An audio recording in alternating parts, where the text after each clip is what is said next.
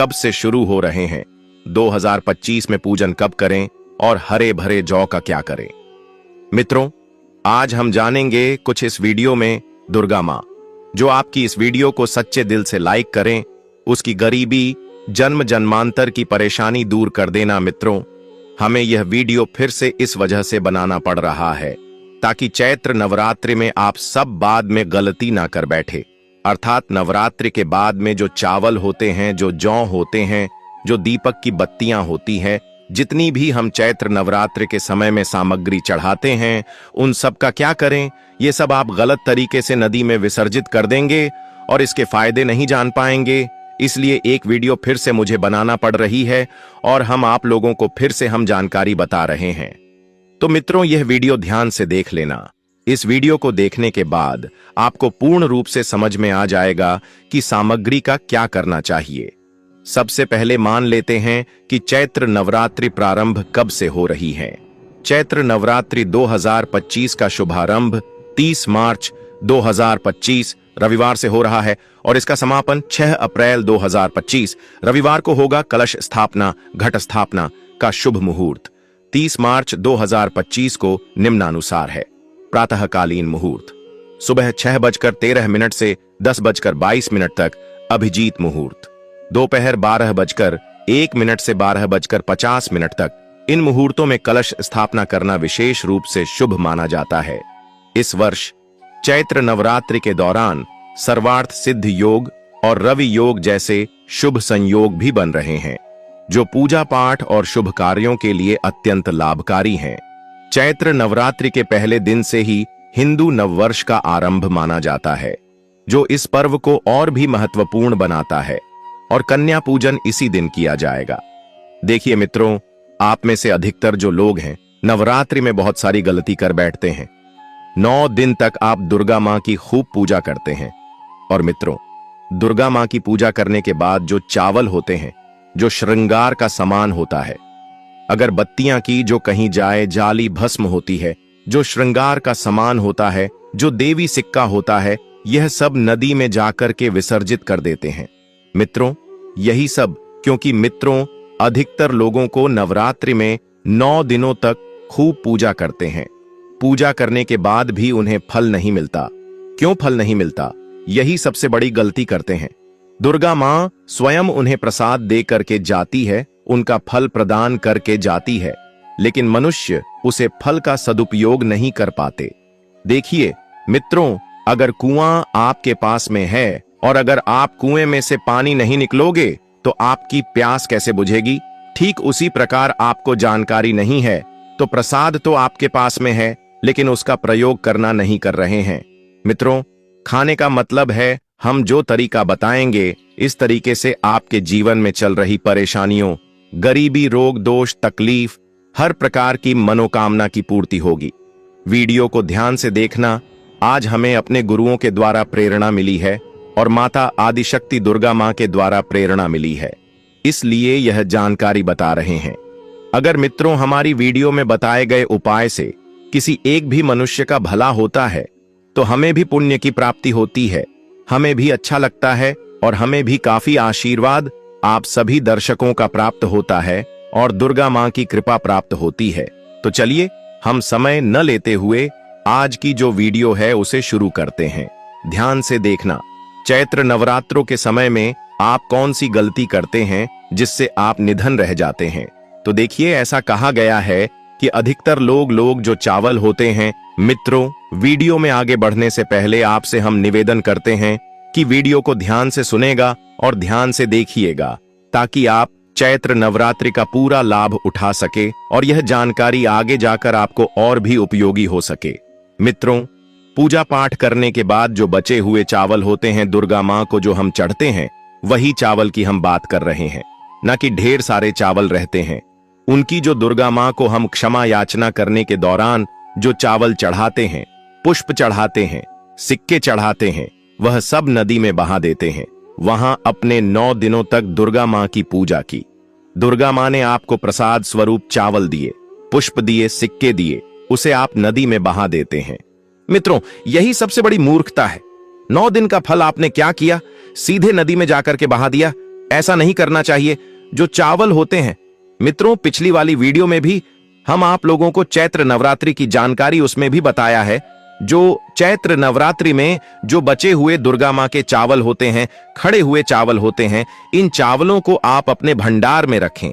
अन्य भंडार का मतलब जैसे कि आप अपने घर में जो चावल पका करके कहते हैं उसमें डाल दीजिए, कुछ ढंस्थान पर रख दीजिए। अब इसके फायदा सुन लीजिए। और जो पुष्प रहते हैं आप इस धूप में सुख करके रखें, अपने पर्स में रखें। जो सिक्के होते हैं इसे भी धन पेटी अपार्श में रखना चाहिए। अब इसके फायदे सुन लीजिए। जो चावल होते हैं दुर्गा माता को चढ़े हुए मित्रों से सिद्ध होते हैं। दुर्गा मां को चढ़े होने के कारण चैत्र नवरात्रि में दुर्गा माता साक्षात विराजित रहती है। तो यह जो चावल होते हैं जागृत अवस्था में हो जाते हैं। यदि मित्रों आप इस प्रकार के चावल को आप कहते हैं तो आपके शरीर में मित्रों आपको चावल एक साथ नहीं खाने हैं। आपके घर पर कभी भी चावल बनाएं तो उसे चावल में 1 या 2 चावल के दाने मिला देने हैं। देखिए मित्रों, इसे होता क्या है कि आपके शरीर में इस चावल को खाने के बाद रोग दोष भी आदि किसी भी प्रकार की जो आपके शरीर में कष्ट है, शारीरिक पीड़ा है, मानसिक पीड़ा है, वह दूर हो जाती है। और मित्रों दुर्गा मां की आपको कृपा प्राप्त होती है। दुर्गा मां की कृपा से शरीर में एक ऐसी ऊर्जा उत्पन्न होती है, जी ऊर्जा से आप अपने आप को स्वस्थ करते और आप जहां भी चले जाइए, जी भी कार्य को करिए, वह कार्य आपका सफल होता है। और मित्रों आपको एक बात और बता दें कि कभी भी इन चावलों को थोड़ा सा कहते हैं, आपका पेट भर जाता है, यानी कि इसमें तृप्ति जल्दी मिलती है और आपके घर में कभी भी अन्य धन की कमी नहीं रहेगी। आप में से अधिकतर जो भक्त हैं दुर्गा मां को श्रृंगार का सामान जरूर चढ़ाते हैं और श्रृंगार का सामान चढ़ाने के बाद इसे आप लोग नदी में बहा देते हैं या फिर अन्य को दे देते होंगे। तो ऐसा आपको नहीं करना है। जो श्रृंगार का सामान आप चढ़ाते हैं दुर्गा मां के लिए 9 दिन के बाद इस श्रृंगार के सामान को आपके घर की जो शादीशुदा महिलाएं हैं उन्हें देना चाहिए। इससे क्या फायदा होता है? इससे अखंड सौभाग्य की प्राप्ति होती है। जब तक वह माता बहनें श्रृंगार करेगी, जो भी दुर्गा मां को चढ़ा हुआ आपने दिया श्रृंगार करेंगे, तब तक अगर साक्षात स्वयं का भी उनके पास यमराज आ जाए उनके पति को ले जाने के लिए मृत्यु के घाट उठ अरने के लिए, तो उनके बाल भी बांका नहीं कर पाएगा। इससे उसे महिला को अखंड सौभाग्यवती की प्राप्ति होती है। महिलाएं घर की साक्षात लक्ष्मी होती। इसीलिए मित्रों ध्यान रखें कि जो बचा हुआ दुर्गा मां को चढ़ाया गया श्रृंगार का सामान होता है माता बहनों को देना चाहिए। अब इधर हम आप लोगों को बताना चाहेंगे, आप में से अधिकतर भक्त जो दीपक का बच्चा हुआ तेल होता है इसे क्या करते हैं? नदी में विसर्जित कर देते हैं। सबसे बड़ी यही गलती है। जो दीपक का बच्चा तेल होता है वह नवरात्रि में जो दीपक आप लोग जलते हैं तो क्या होता है, 9 दिन तक जाट जलने के कारण दीपक में जो तेल बचा हुआ होता है जागृत अवस्था में होता है। और मित्रों जागृत चीज ही अपना पूर्ण से प्रभाव दिखाई है। आपने देखा होगा सभी मूर्तियों की पूजा नहीं होती। जब कुम्हार मूर्ति बनाता है या फिर पत्थर वाले जो कारीगर मूर्ति बनाते हैं तो उसे मूर्ति की पूजा नहीं होती। इस मूर्ति की पूजा होती है जिसकी प्राण प्रतिष्ठा हो। तो मित्रों खाने का मतलब है कि दीपक का जो बचा हुआ तेल होता है जो जलने के कारण जागृत अवस्था में हो जाता है। तो अगर आपके हाथ पैरों में दर्द होता है, किसी ने आपके ऊपर काला जादू कर दिया, आपको शंका हो रही है, तो मैं आप क्या करें, जो दीपक का बचा हुआ तेल होता है आप अपने सिर में लगाइए, अपने शरीर में जहां दर्द होता है उन हिस्सों पर लगाइए। तो आप अपने जो शरीर के आपके साथ हिस्सों में लगाना होता है। तो शरीर पर कैसा भी तंत्र विकार लगा है, किसी ने काला जादू भयंकर काला जादू कर दिया हो, तो यह दुर्गा मां की साक्षात कृपा होती है। तत्काल देखना 2 मिनट में आराम मिलेगा। आज हमें हमारे गुरु के द्वारा इस वजह से प्रेरणा मिली कि यह जानकारी समाज में बताई जाए। इस जानकारी से आपका भला होगा। अब जो आपको किसी तांत्रिक या ओंझा के पास जाने की आवश्यकता नहीं पड़ेगी। अगर आपको लगाने की आवश्यकता नहीं है, आपको 1 साल के लिए दीपक का बचा हुआ तेल बचा कर रखें। फिट होता है। सर दर्द वाले हिस्से पर लगा सकते हैं। अगर उन वर्ष कभी कभी ग्रह नक्षत्र की पीड़ा के कारण सिर दर्द होता है तो वह सिर दर्द होना बंद हो जाता है। यानी कि जितनी भी ग्रह है, राहु है, केतु है, दुष्ट शक्तियों के द्वारा आपको सताया जा रहा है, 7 हिस्से में बस लगाना होता है। शरीर के 7 हिस्सों में लगा लीजिए। सर पर हाथ कोहनी या फिर आप अपने दिल के स्थान पर लगा सकते हैं, कंठ में लगा सकते हैं। इस प्रकार से आपके साथ हसन का चुनाव करना होता है। तो कैसी भी आपके जीवन में परेशानी हो, शरीर में शारीरिक पीड़ा हो, सारी पीड़ा दूर हो जाती है। मित्रों, नवरात्रि में अगरबत्ती आप जलते हैं या फिर आप गोबर के उपले लाते हैं या फिर आप दुर्गा मां के लिए जो भी चीजों को जलाते हैं, तो मित्रों भस्म का क्या करना चाहिए? जलाने के बाद जो अंतिम चीज होती है वहां चीज भस्म होती है। भस्म का क्या करना चाहिए? तो मित्रों हम आपको बता देते हैं कि इस भस्म को पूरे साल के लिए, 1 साल के लिए इस प्रकार की भस्म को बेटर करके रखना चाहिए।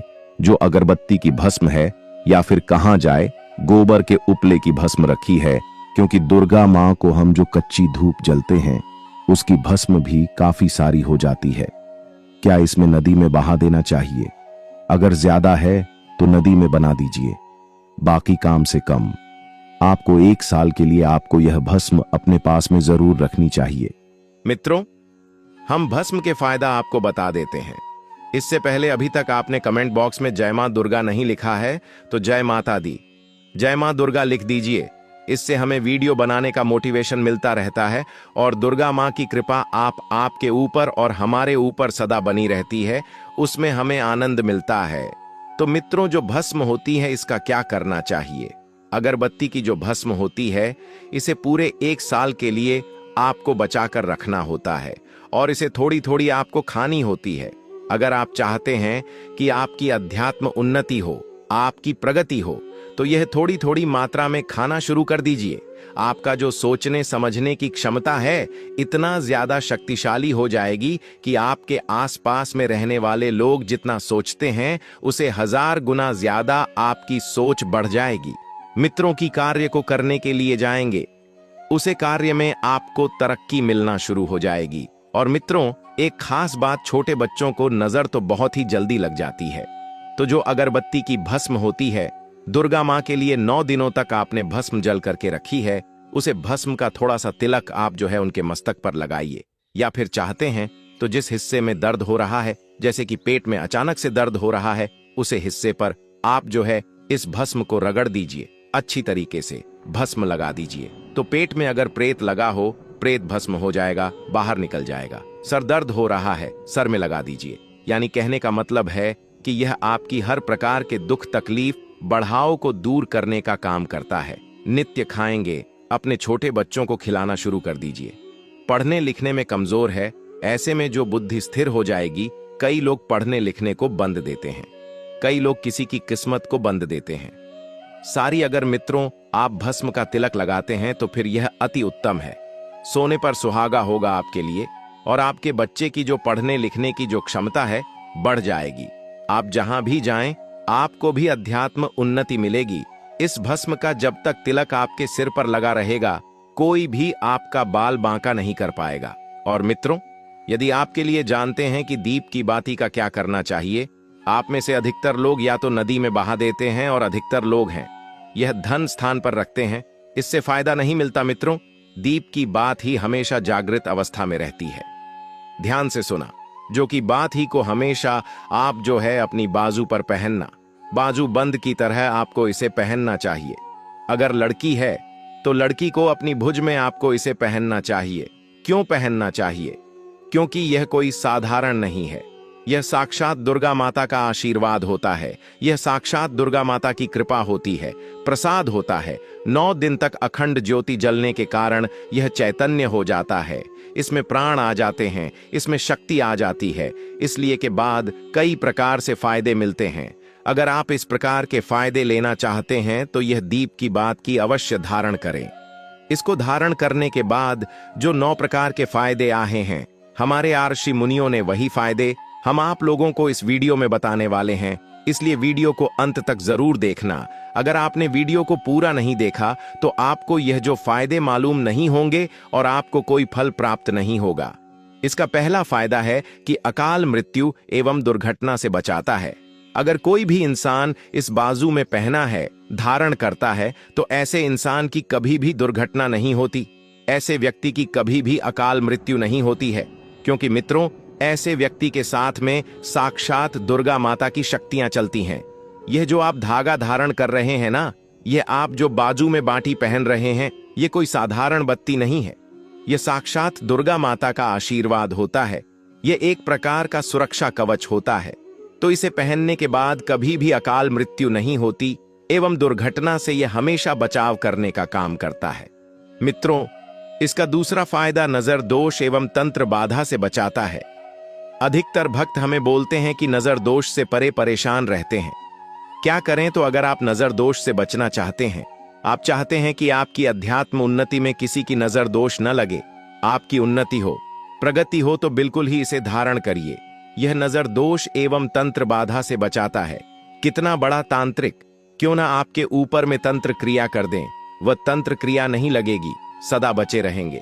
मित्रों, इसका तीसरा फायदा भूत प्रेत एवं नीचे शक्ति से बचाता है। आप कहीं भी मरघट में जाकर के 100 जैन पहनने के बाद भूत प्रेत आपका बाल भी बांका नहीं कर पाएगा। तो भूत प्रेत एवं नेगेटिव एनर्जी से इसको पहनने के बाद हमारा बचाव होता है। मैं चौथ फायदा लक्ष्मी माता की पूर्ण कृपा प्राप्त होती है। जो माता लक्ष्मी सिद्ध हो, जीवन में उनकी कमी ना हो, तो ऐसे व्यक्ति से अवश्य धारण करें। लक्ष्मी माता की पूर्ण कृपा प्राप्त होती है एवं दुर्गा माता का आशीर्वाद भी मिलता है। इसका अगला फायदा दैहिक और भौतिक सुखों की प्राप्ति होती। इसको धारण करने के बाद जो लोग दैहिक सुख प्राप्त करना चाहते हैं, दैविक सुख प्राप्त करना चाहते हैं, भौतिक सुखों की प्राप्ति करना चाहते हैं, ऐसे व्यक्ति को इसे अवश्य धारण करना चाहिए। इसका छठा फायदा मनोवांछित कार्य सफल होता है। अपने लंबे समय से जो मनवांछित कार्य सो करके रखा है, वह सफल नहीं हो पा रहा है, तो इसको धारण करने के बाद मनोवांछित कार्य सफल होना शुरू हो जाता है। मित्रों, इसका अगला फायदा मनचाही नौकरी की प्राप्ति होती है। तो इसको धारण करने के बाद मनचाही नौकरी की प्राप्ति होती है। इसका 8वां फायदा दैनिक सिद्धि की प्राप्ति होती है। 9वां फायदा मां दुर्गा आपके शरीर में हमेशा अंश रूप में विराजमान रहती है। जब तक आप इसे धारण करेंगे, अंश रूप में विराजमान रहेंगे। और जाहिर सी बात है, जिनके शरीर में दुर्गा माता वास कर जाए, ऐसे इंसान के जीवन में अन्य धन एवं किसी भी प्रकार की वस्तु का अभाव नहीं होता। मित्रों, देवी दुर्गा के स्वरूप में किसी भी देवी की तुलना में आप दुर्गा माता की पूजा करना शुरू कर दीजिए। उनकी पूजा करने से यह तत्काल प्रसन्न होती है। देवी का जो स्वरूप कहा गया है वह है सिद्धिदात्री। दुर्गा माता जी का जो स्वरूप है वह है सिद्धि गायत्री। यह सभी प्रकार की सिद्ध को देने वाली है। सिद्ध अर्थात मोक्ष को देने वाली। तो देवी मां का पूजा पाठ करने से सभी प्रकार की सिद्धि की प्राप्ति होती है, सभी प्रकार की कामना की पूर्ति होती है। इसीलिए नवरात्र के 9वें दिन इनकी पूजा से असंभव कार्य को भी संभव कर सकते हैं। इसलिए अधिकतर जितनी भी जातक है, सड़क है, सिद्ध प्राप्त करने वाले साधक मां सिद्धिदात्री की पूजा करते हैं। और मां कभी भी, चाहे असुर हो, चाहे मानव हो, चाहे दानव हो, चाहे कोई भी हो, कितना भी उत्तम सात धूप क्यों ना हो, किसी पर यह भेदभाव नहीं करती, सभी को यह सिद्ध प्रदान करती है। इनका जो बीज मंत्र है सिद्धिदात्री नमः। आप में से अधिकतर दर्शन हमें कमेंट करते हैं कि गुरुजी हमें सिद्ध की प्राप्ति करने के लिए क्या करना चाहिए। तो अगर आप सिद्ध प्राप्त करना चाहते हैं तो मां सिद्धिदात्री की आराधना करना शुरू कर दें। और जो बीज मंत्र बताया है, इस बीज मंत्र का जितना ज्यादा हो सके जब करें। इस बीज मंत्र का जाप करने से आपको बहुत अधिक लाख की प्राप्ति होगी और माता रानी 9 के 9 दिन आपके घर में पास करेगी और आपकी जो भी दुख दर्द कष्ट है वह हमेशा के लिए अपने साथ ले जाएंगे। इसलिए दोस्तों, हमने आपको यह जो भी जानकारी बताई वह आपको पूर्ण श्रद्धा भाव से करना है। माता रानी आपकी मनोकामना जरूर ही पूरी करेंगे। माता रानी बहुत ही चंचल स्वभाव की हैं, थोड़ी सी पूजा पाठ से प्रसन्न हो जाती हैं। अगर अपने माता रानी को प्रसन्न कर लिया तो माता रानी आपका घर धन धान्य से भर देगी। इसलिए कमेंट बॉक्स में पूर्ण श्रद्धा भाव से लगे जय माता दुर्गा, जय माता लक्ष्मी चैनल पर नए हैं तो चैनल को सब्सक्राइब जरूर ही कर लेना, ताकि इसी प्रकार की और भी लाभदायक वीडियो आपको सीधे नोटिफिकेशन के माध्यम से प्राप्त होती रहे। वीडियो के अंत तक बने रहने के लिए आप सभी का धन्यवाद दोस्तों। मिलते हैं नेक्स्ट वीडियो में, तब तक के लिए नमस्कार।